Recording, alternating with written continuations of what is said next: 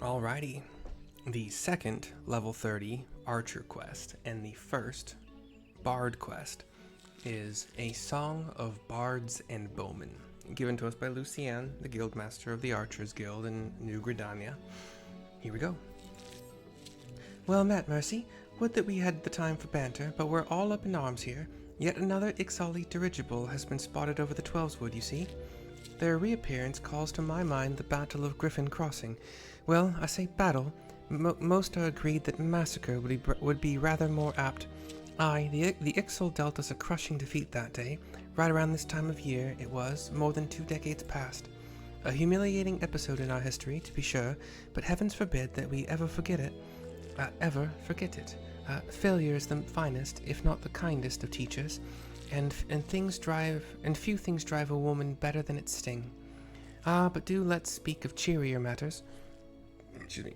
Mayhap you've already heard, but a renowned archer has recently returned to the Twelveswood, the one they call the Godsbow.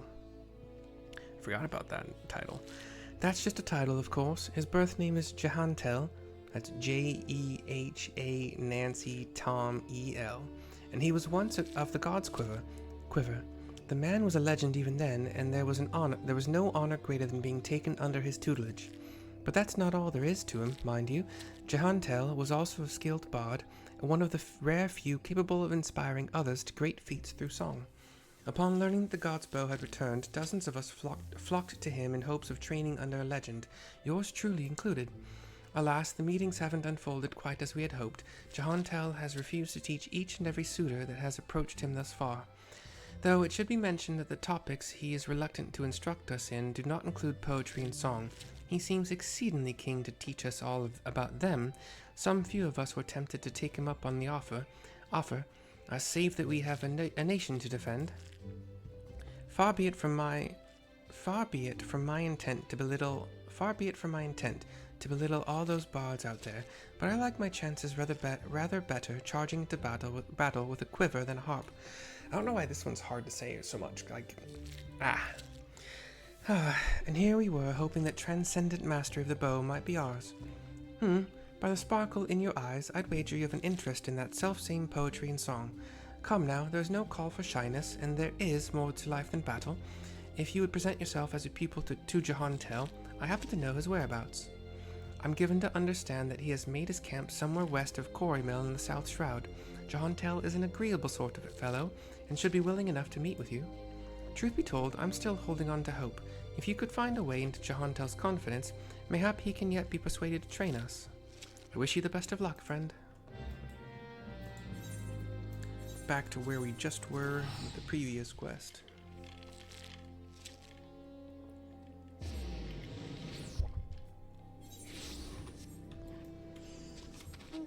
We'll fly west-southwest.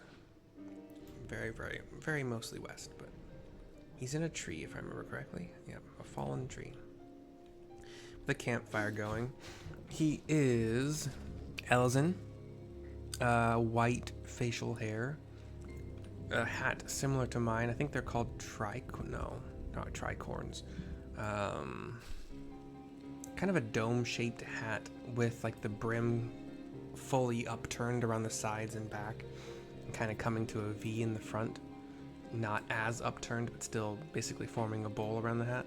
His is brown. He's got a yellow feather. Just kind of wearing your basic kind of greenish brownish tunic, brown leather vest, boots, white pants.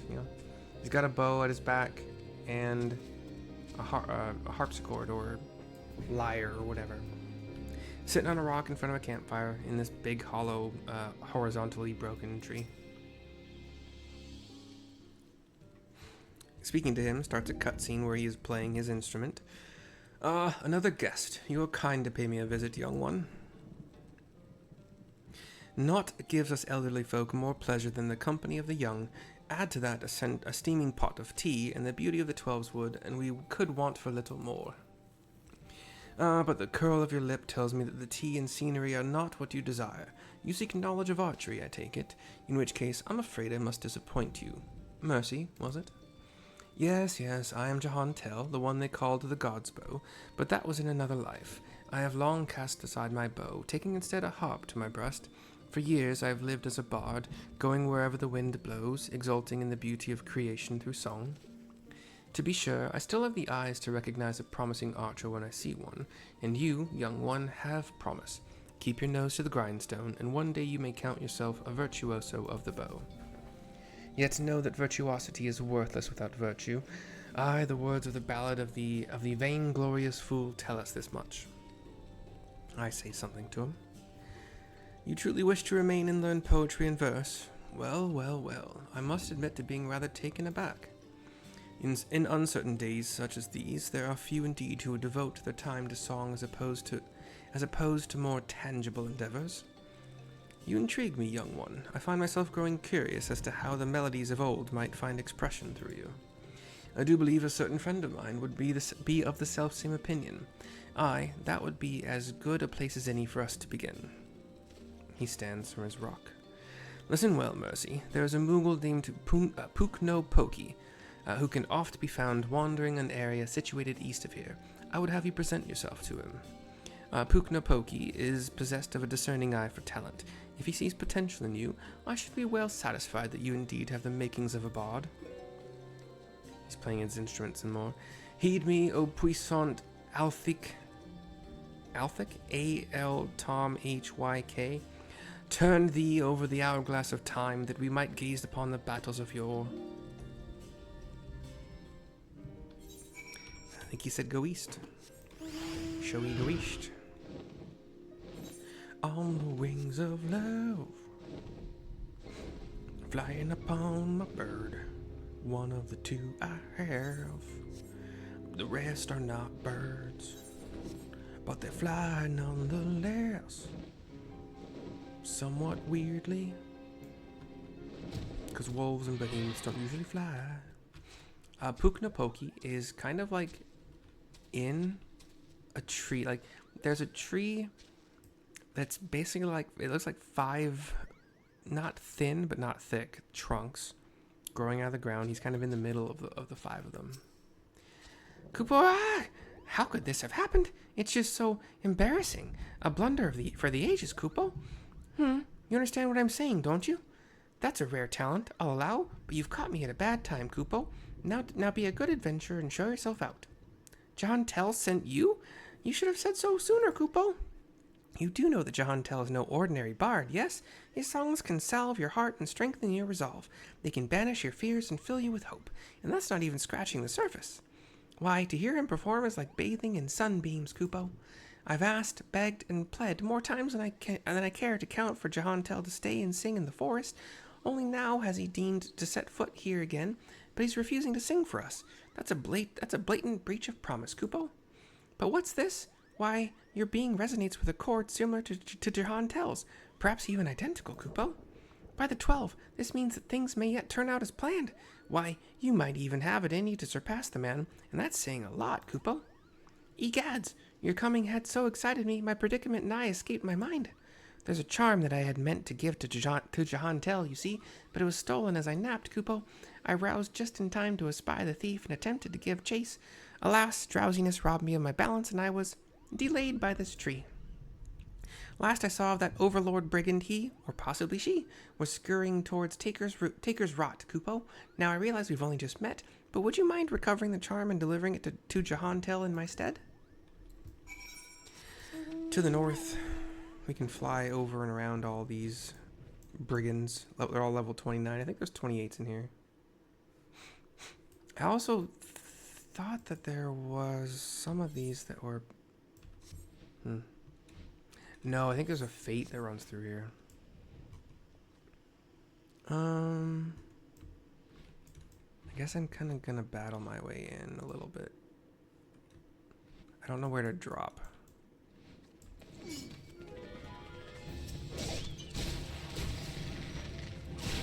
So I have 2 dots, yes, but their dots are so low that you're really only going to be using them in boss battles, in my opinion. Yeah, well, yeah, even multi-target situations like this.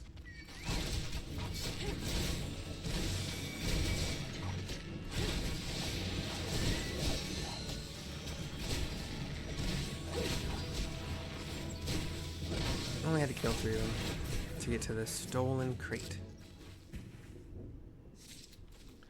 Oh, no chocobo. Hey, oh, so never mind. I do have more. Chocobos technically have wings, so that add 2 to that tally. Here's Puknopoki again. Have you recovered the charm? And over the Puknopoki's charm. It does look like a soul crystal. Green. It has a lyre on the front, or a little harp, whatever they're called.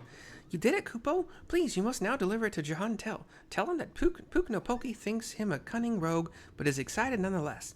So excited, in fact, that he cannot help but sing. Kupo lo lo lo lo lo.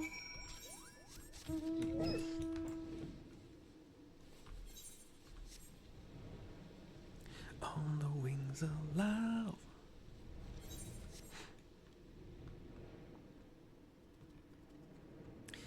If I remember correctly, Final Fantasy XI it had quests here and oh no, okay, I'm wrong. Don't worry about what I was about to say. It was wrong. I know there are quests to unlock certain jobs, but well, yeah, there weren't. Yeah, never mind. Don't worry about it. Here's Jehantel to finish this quest. Welcome back. Welcome back, Mercy. You have a charm and a message for me from Puknopoki, you say? Hand over the Puknopoki's charm. A cunning rogue, am I? I suppose I must explain. Puknopoki and I go back a long way. To when first I took up the harp, I made a promise to him then, one that I have yet to make good on. Puknopoki has long desired that I remain in the Twelveswood to sing for the rest of my days. Regrettably, I have been ill able to oblige him. Duty called, you see. I had battlefields to stand upon and comrades to protect. Moreover, an event came to pass that rendered my being in the Twelveswood problematic. I thought that by taking eager souls such as you under my wing, mayhap it would suffice to appease Puknopoki. Of course, he saw straight through my little ruse. What the Moogle lacks in grace, they amply make up for in wit. The creatures are great lovers of song.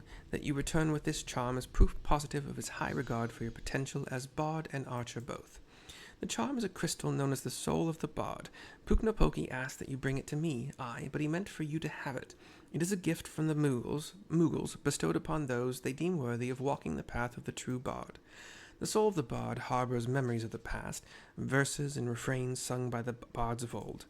As you gain in worldly experience, more of these memories will find expression through your being, imbuing your song with powers untold.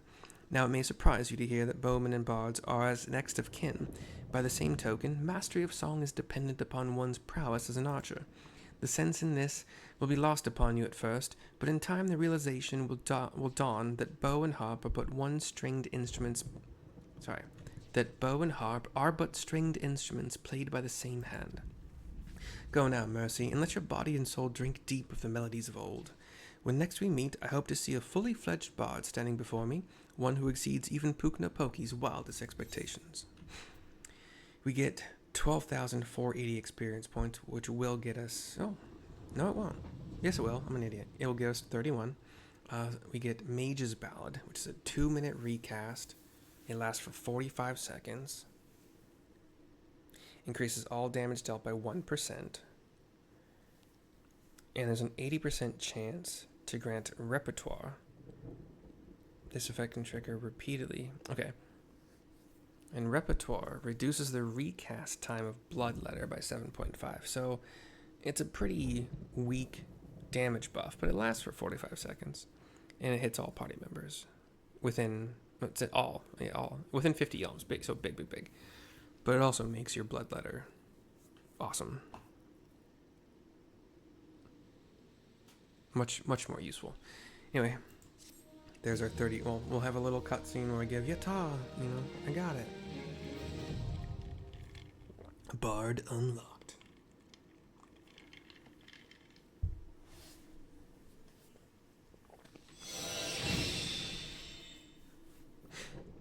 So now I have 2 cooldowns.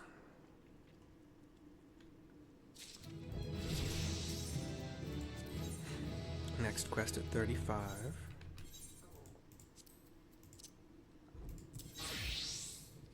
transfer over the archer settings. Thank you. Except I do need to bring... what's song gauge? Oh, it's the duration of Mage's Ballad. For this, for now, it's Mage's Ballad. Can only be done in combat. Okay, that makes sense. It's fine. So attack, Mage's Ballad, and then start. And sorry, well, probably Raging Strikes, Heavy Shot, Mage's Ballad, Bloodletter, and then Heavy Shot. You know, just do that. Oh, also, Raging Strikes does increase the overall damage of your damage over time effects. So you probably do Raging Strikes, Wind Bite. No, you want to get Raging. Maybe it's Heavy Shot, Raging Strikes, Wind Bite, or Raging Strikes, Mage's Ballad, Wind Bite, Bloodletter, Venomous Bite, Bloodletter, and then Heavy Shot, and just kind of do that thing. In the past, on some bosses, I've waited for a straight shot proc to then use Raging Strikes. I think that's wrong. Especially because a lot of classes that have group-wide buffs, they use them in the beginning of a fight. Which I think is sad. Like, I play classes that they don't ramp up that quick. Like, no.